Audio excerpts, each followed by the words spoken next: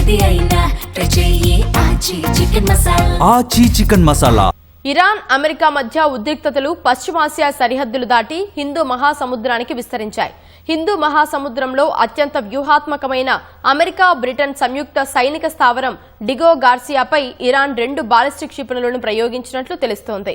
America అధికారులను ఉటంకిస్తూ wall street journal ప్రచురించిన కథనం సంచలనం సృష్టిస్తోంది. ఇరాన్ ఈ దాడులకు పాల్పడితే ఐరోపాలోని లక్ష్యాలను కూడా ఆ దేశం తాకగలదనే గట్టి హెచ్చరికలు పంపినట్టు నిపుణులు చెబుతున్నారు.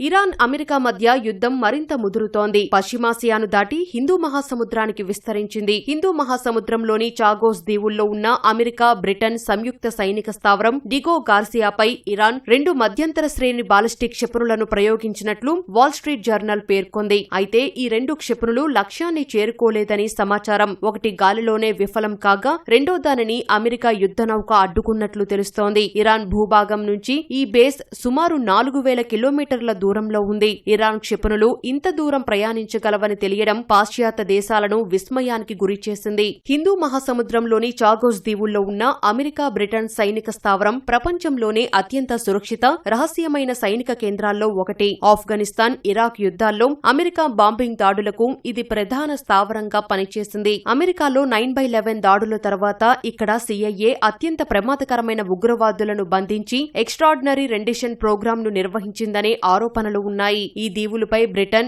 మారిషస్ మధ్య సుదీర్ఘ వివాదం నడుస్తోంది. అయితే అమెరికా తన సైనిక కార్యకలాపాలను ఇక్కడ మరో 99 ఏళ్ల పాటు కొనసాగించేలా ఒప్పందాలు జరిగాయి.